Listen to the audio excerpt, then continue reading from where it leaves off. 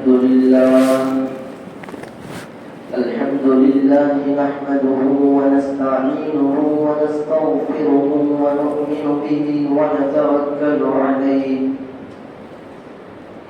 ونعوذ بالله من شرور أنفسنا ومن سيئات أعمالنا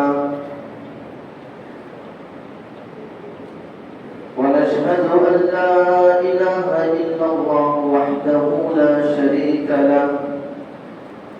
ونشهد أن سيدنا ومولانا محمدا عبده ورسوله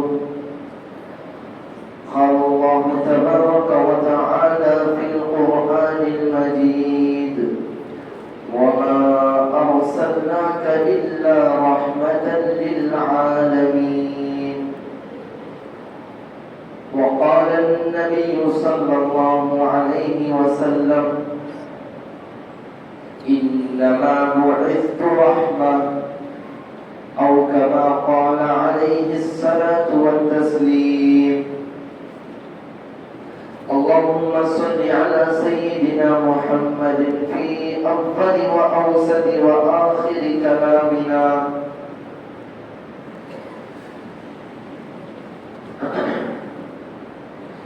میرے محترم بزرگوں اور عزیز ساتھیوں، یہ جو مہینہ چل رہا ہے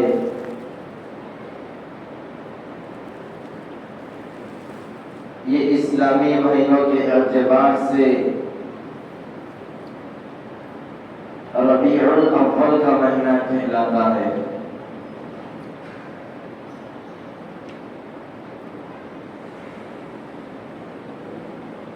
ربیع الاول کے مہینے میں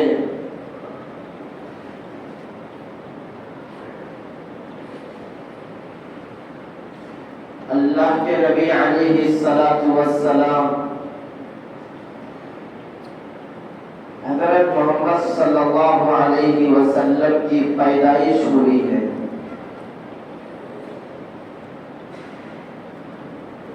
تمام علماء کا اس بات پر اتفاق ہے کہ ربیع الاول کے مہینے میں ہی آپ کی پیدائش ہوئی ہے اور آپ کی وفات بھی اسی مہینے میں ہوئی ہے۔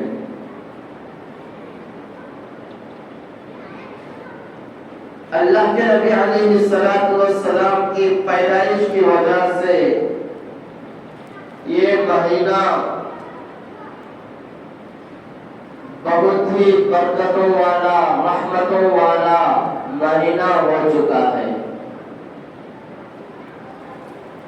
اس لیے کہ دونوں جہانوں کا سردار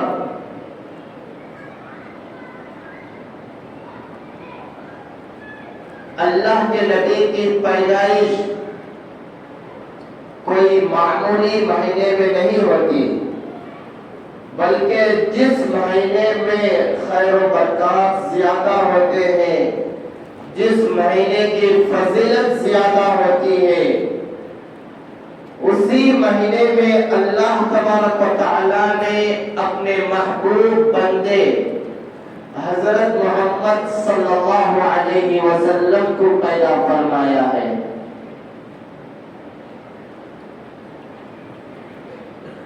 دیکھیے اللہ تبارک و تعالی نے آسمان اور زمینوں میں جتنی بھی چیزوں کو پیدا کیا ہے، زمین سے لے کر زمین سے اوپر، آسمان کے نیچے، آسمان کے اوپر، جتنی بھی چیزوں کو اللہ تبارک و تعالی نے اپنے حکم سے پیدا فرمایا ہے، پیدا فرمانے کے بعد یہ درختوں کو پیدا فرمایا، سمندروں کو پیدا فرمایا، پہاڑوں کو اللہ تبارک و تعالی نے میخوں کے استعمال کے لیے بنایا، زمین برقرار رکھنے کے لیے بڑی بڑے پہاڑوں کو اللہ تبارک و تعالیٰ نے بنایا ہے، لیکن یہ جتنی بھی چیزیں اس روئے زمین پر اللہ نے بنائی ہے، تمام کے تمام انسانوں کے فائدے کے لیے بنائی ہے۔ کوئی بھی چیز سے، کسی بھی چیز سے اللہ تبارک و تعالیٰ کا فائدہ نہیں ہے، بلکہ تمام چیزوں سے ہم انسانوں ہی کا فائدہ ہے۔ لیکن یہ جو اللہ کے نبی علیہ السلام کو اللہ تبارک و تعالیٰ نے پیدا فرمایا ہے، یہ بھی انسانوں کے فائدے کے لیے ہی پیدا فرمایا ہے۔ اگر اللہ کے نبی اس دنیا میں نہ آتے تو یہ دین ہم تک نہیں پہنچتا۔ اگر اللہ کے نبی کی ولادت مبارکہ نہ ہوتی تو نہ معلوم کون کس راستے پر ہوتا۔ تو میرے بھائیوں، اللہ تبارک و تعالیٰ نے تمام چیزوں کو پیدا فرمایا ہے، اور قرآن میں اس کا ذکر بھی اللہ تعالیٰ نے کیا ہے۔ لیکن اللہ کے نبی کو پیدا فرمانے کے بعد، اللہ کے نبی کی ولادت کے بعد اللہ تبارک و تعالیٰ نے احسان جتایا ہے۔ تمام چیزوں کو پیدا کیا لیکن احسان نہیں جتایا اللہ نے، لیکن اللہ کے نبی کو پیدا فرمانے کے بعد اللہ تعالیٰ خود فرماتا ہے لَقَدْ مَنَّ اللَّهُ عَلَى الْمُؤْمِنِينَ إِذْ بَعَثَ فِيهِمْ رَسُولًا مِّنْ أَنفُسِهِمْ، کہ میں نے مومنوں کے اوپر اللہ کے نبی یعنی میرے رسول کو بھیج کر احسان جتایا ہے، کیونکہ دوسری تمام چیزیں اللہ کے خزانے میں بھری پڑی ہوئی ہے، لیکن اللہ کے نبی حضرت محمد صلی اللہ علیہ وسلم وہ ایک ہی تھے، اور اس کو بھی اللہ نے اپنے مخلوق کو دے دیا۔ اور اللہ کے نبی آنے کے بعد یہ دنیا کیسی تھی اور کیسی ہو گئی، کیسا انقلاب آیا۔ اللہ کے نبی سے پہلے، نبوت ملنے سے پہلے، آپ کی پیدائش سے پہلے پوری دنیا کفرستان کہلاتی تھی۔ کعبۃ اللہ کے اندر 360 بتوں کی پوجا ہوا کرتی تھی، اور یہاں تک اخلاق پہ گری ہوئی ہے، کتابوں میں لکھا ہوا ہے کہ جو قوم جس خدا کو اپنے ہاتھوں سے بناتی تھی وہ اس کے پوجا کرنے میں لگ جاتی تھی، اور اس کو پوچھنے میں خود بھی شرم محسوس نہیں کرتی تھی۔ کتابوں میں لکھا ہوا ہے، بعض قوموں کے متعلق یہاں تک آیا ہوا ہے، بعض قوم اپنے شرمگاہ کو خود پوجتے تھے، شرمگاہ کو پوجنے کے لیے، پوجا کرنے کے لیے بھی شرم اور عار محسوس نہیں ہوتی تھی۔ اتنی گری ہوئی قوم تھی، اتنی جہالت تھی، صرف ایک گلاس پانی کے اوپر کئی سال خاندانوں میں جنگیں ہوا کرتی تھی۔ ایک دوسرے کا خون بہانا، جس طرح پانی بہانا آسان ہوتا ہے اس طرح خون بہانا آسان ہو جاتا تھا۔ اس طرح ایسی حالت میں اللہ تبارک و تعالیٰ نے اللہ کے نبی علیہ السلام کو اس دنیا میں نبی بنا کر بھیجا، اور جس دن اللہ کے نبی علیہ السلام کی پیدائش ہوئی وہ پیر کا دن تھا، صبح کا دن تھا، ربیع الاول۔ ربیع ایک موسم بہار کو کہتے ہیں، ایک موسم بہار کو کہتے ہیں ربیع۔ جب اللہ کے نبی علیہ السلام، حضرت آمینہ کا بیان ہے کہ جب اللہ کے نبی علیہ السلام میرے بدن میں، میرے پیٹ میں جو آئے ہیں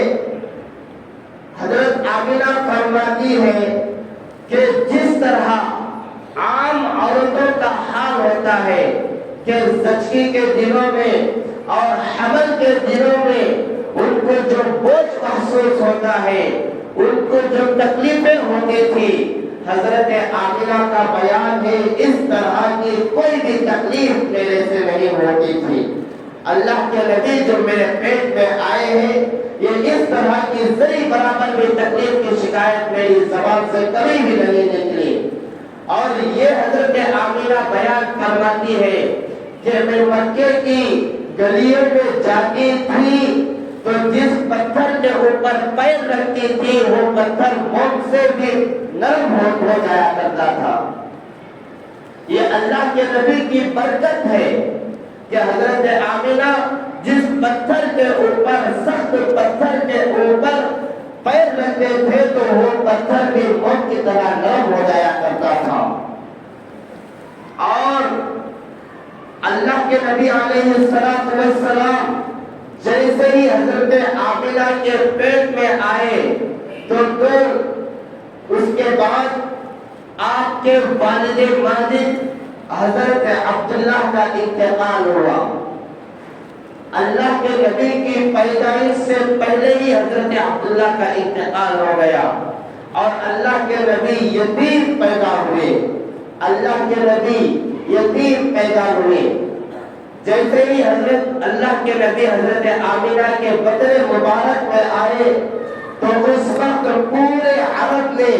یہ بات مشہور ہو گئی تھی کہ حضرت آمنہ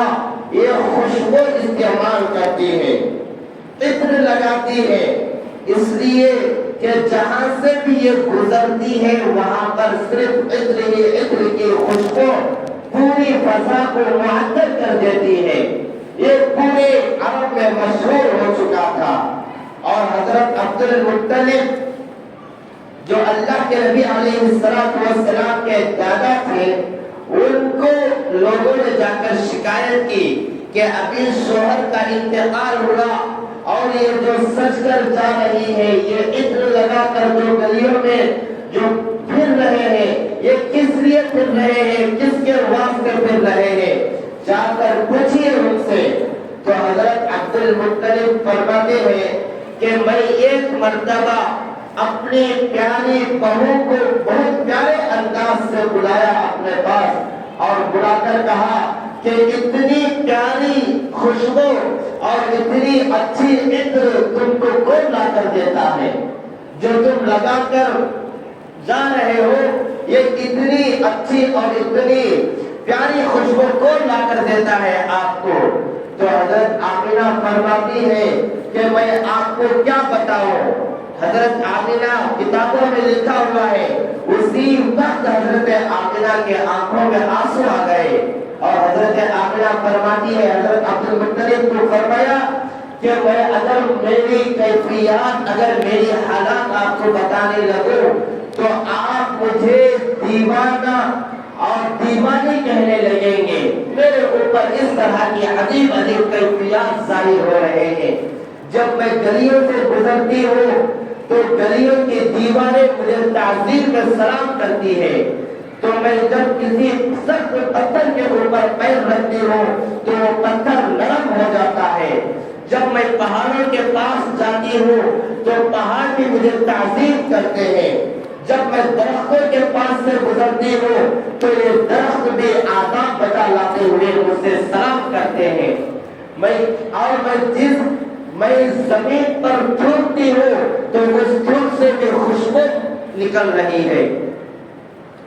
اور میں جس گلی سے گزر رہی ہوں میرے بدن سے صرف خوشبو آ رہی ہے۔ میں کیا کر سکتی ہوں؟ یہ اللہ کے نبی علیہ السلام کی برکت تھی۔ حضرت آمنہ کا بیان ہے، حضرت آمنہ فرماتی ہے اللہ کے نبی علیہ السلام جب میرے بطن مبارک میں آئے، میرے پیٹ میں آئے تو مجھے عجیب عجیب خواب نظر آنے لگے، عجیب عجیب خواب نظر آنے لگے، اور حضرت آمنہ اپنی سہیلیوں کو یہ خواب بتانے لگی کہ مجھے خواب میں نور ہی نور نظر آ رہا ہے، نور نظر آ رہا ہے خواب میں۔ حضرت آمنہ اپنے سہیلیوں کو، عرب کی سہیلیوں کو بتانے لگی، تو حضرت آمنہ کی سہیلیاں بتائے کہ اس طرح حمل کے دنوں میں اور ان ایام میں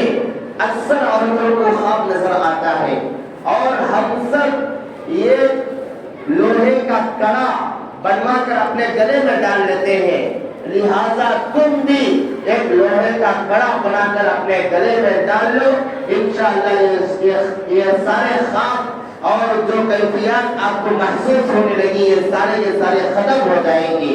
تو حضرت آمنہ فرماتی ہے کہ میں بھی لوہے کا کڑا بنا کر اپنے گلے میں ڈال لی، لیکن پہلے ہی رات میں یہ سفید داڑھی والے، سبز عمامہ والے اور اونچے قد والے، سفید بال والے میرے خواب میں آئے اور آ کر شہادت کی انگلی سے اس کڑے کی طرف اشارہ کیا اور وہ کڑا ٹوٹ کر گر گیا۔ حضرت آمنہ ان سے پوچھی کہ اے بابا تم کون ہو اور یہ کیا کر دیا تم نے؟ تو انہوں نے کہا کہ میں ابراہیم ہوں، یعنی حضرت ابراہیم علیہ السلام حضرت آمنہ کے خواب میں آ کر اس کڑے کو توڑ دیا، اور حضرت ابراہیم نے فرمایا کہ اے آمنہ تمہارے پیٹ میں جو بچہ پل رہا ہے یہی آخری نبی حضرت محمد صلی اللہ علیہ وسلم ہے، اور یہ اتنا مبارک بچہ ہے، جب یہ بچہ پیدا ہوگا اور دنیا میں آئے گا تو میرے بھائیوں کفر پارا پارا ہو جائے گا، کفر دم دبا کر بھاگ جائے گا، اور یہ اوہام پرستیاں جو ہمارے درمیان میں ہیں ان ساروں کو یہ بچہ ختم کرے گا، اور یہی آخری نبی ہے۔ یہ آپ کی خوش قسمتی ہے کہ یہ آپ کے بطن مبارک میں جنم لیا ہے۔ تو میرے بھائیوں، اللہ کے نبی علیہ السلام اور حضرت آمنہ کا بیان یہ بھی ہے کہ جب اللہ کے نبی میرے بطن میں آئے تو عرب کی عورتیں پانی لینے کے لیے کنویں کے پاس جایا کرتی تھی، پانی لینے کے لیے اپنے گھر جو بھی سامان ہے وہ لے کر کنویں کے پاس جاتی تھی، اور باری باری اپنا ڈول کنویں میں ڈال کر پانی لیتی تھی، اور سیرت کی کتابوں میں، تاریخ کی کتابوں میں لکھا ہوا ہے جیسے ہی حضرت آمنہ کی باری آتی تو نیچے کا پانی اوپر آ جایا کرتا تھا، نیچے کا پانی اوپر آ جاتا تھا۔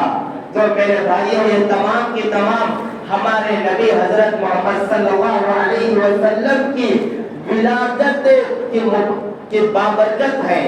برکات ہے، اس مہینے کی خصوصیات ہیں، اس مہینے میں بہت ساری برکتیں، فضیلتیں آئی ہوئی ہے، لیکن میں آپ کو بتانا چاہتا ہوں اللہ کے نبی علیہ السلام جو اس دنیا میں آئے ہیں وہ ہم کو اور آپ کو اللہ کو پہچاننے کے لیے، صحیح دین بتانے کے لیے اس دنیا میں آئے تھے، لیکن ہم اتنی گمراہی میں جا کر گر گئے ہیں۔ تو میرے بھائیوں، سوچنے کی ضرورت ہے، سوچنے کی ضرورت ہے، سمجھنے کی ضرورت ہے۔ اس بابرکت مہینے میں، ربیع الاول کے مہینے میں بہت ساری خرافتیں، بدعتیں ہمارے درمیان میں پائی جاتی ہے۔ جس دن اللہ کے نبی علیہ السلام پیدا ہوئے اس دن جلسے نکالتے ہیں، عید میلاد النبی مناتے ہیں، اور اپنے گھروں میں نیا پکا کر کھاتے ہیں اور دوسروں کو کھلاتے ہیں۔ میرے بھائیوں، شریعت کی طرف سے اس کا کوئی بھی ثبوت نہیں ملتا، کوئی بھی ثبوت نہیں ملتا۔ جو بھی اس عید میلاد النبی میں شریک ہوتے ہیں اور اپنا پیسہ خرچ کرتے ہیں وہ برکت والے کام نہیں کر رہے ہیں، وہ نیکی والے کام نہیں کر رہے ہیں، ان کو ثواب ملنے کی کوئی امید نہیں ہے، کوئی امید نہیں ہے۔ اس لیے کہ اللہ کے نبی علیہ السلام پیدا ہوئے، کبھی بھی اللہ کے نبی اپنے 63 سالہ دور میں کبھی بھی اللہ کے نبی نے اپنے پیدائش کی خوشی نہیں منائی،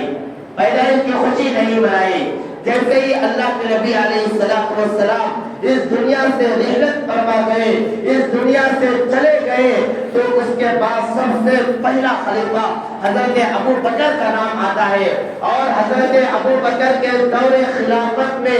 2 مرتبہ 12 ربیع الاول آیا اور 2 مرتبہ عید میلاد النبی آئی، لیکن اللہ حضرت ابو بکر نے کبھی بھی نہیں منایا۔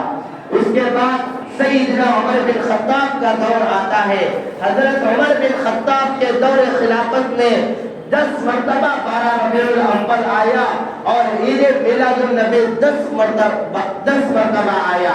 لیکن آپ کہیں پر بھی قرآن کی تعلیمات میں، احادیث کی تعلیمات میں آپ نہیں دکھا سکتے کہ حضرت عمر فاروق نے عید میلاد النبی منائی ہو، اور حضرت عثمان بن عفان کے دور میں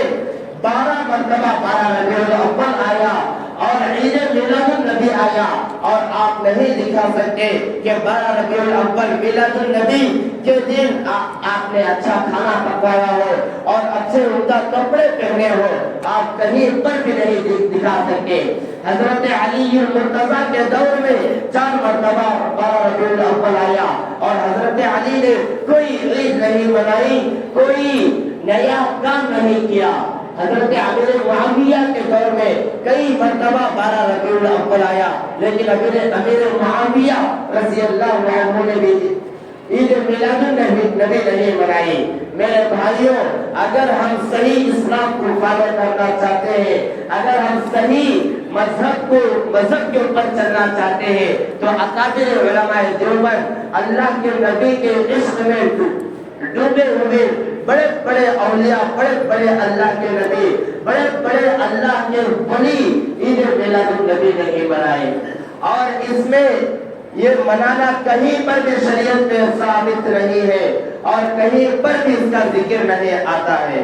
کہیں پر بھی اس کا ذکر نہیں آتا ہے۔ یہ ایک نئی چیز ہے، اور اس کے متعلق فتویٰ ہے، دارالعلوم دیوبند کا فتویٰ ہے کہ اللہ کے نبی کا ذکر کرنا یہ خیر کا کام ہے، اللہ کے نبی کی پیدائش کا ذکر کرنا یہ بھی خیر کا کام ہے، لیکن اس خیر کے کام کو اور کچھ پکا کر کھانا، کچھ اچھا پہننا، یہ بھی اچھا خیر کے کام ہے، برکتیں ہیں، لیکن اس کو ایک دن کے لیے خاص کرنا، یہ صرف اسی دن کے لیے خاص کیے ہیں، یہ اس طرح خاص کر لینا یہ دین میں اضافہ ہے، اور یہ کھلا بدعت کہلاتی ہے، اور جو بدعت پر چلے گا تو میرے بھائیوں کو کبھی بھی رائے حق پر نہیں کہلائے گا، وہ بدعتی گمراہ کہلائے گا۔ تو میرے بھائیوں، اس طرح کی مجلسوں میں جانے سے بھی پرہیز کریں، اس طرح کی مجلسوں میں ہمارے ابھی اللہ کے نبی جو دنیا میں آئے ہیں وہ عید منانے کے لیے نہیں آئے ہیں، جبکہ جو عید میلاد النبی مناتے ہیں اگر ہم ان کی زندگیوں میں جھانک کر دیکھیں تو وہاں پر دودھ کا دودھ پانی کا پانی ہو جائے گا کہ وہ کتنی نمازیں پڑھتا تھا، کتنی سنتوں کا پابند تھا، اور کتنی اس کی زندگی میں اللہ کے نبی کی زندگی تھی۔ تو میرے بھائیوں، اس طرح کی مجلسوں میں جانے سے بھی پرہیز کریں، اور اس طرح کی مجلسوں میں اپنا پیسہ لگانے سے بھی پرہیز کریں۔ یہ صاف اللہ کے نبی علیہ السلام اور ہمارے بزرگان دین نے اس کو منع فرمایا ہے۔ تو میرے بھائیوں، اور اس طرح کی مجلسوں میں اچھے کام کم ہوتے ہیں، اور جو ایسے ویسے کام یہ زیادہ ہوتے ہیں، اس میں عورتیں بھی آتے ہیں، اس میں اختلاط ہوتا ہے، عورتیں بے پردگی کے ساتھ آتے ہیں، جبکہ یہ کس نے تعلیم دی ہے کہ بے پردگی کے ساتھ بازاروں میں، جلوسوں میں، محفلوں میں جانے کے لیے؟ اللہ تعالیٰ سے دعا ہے کہ اللہ تعالیٰ ہم سب کو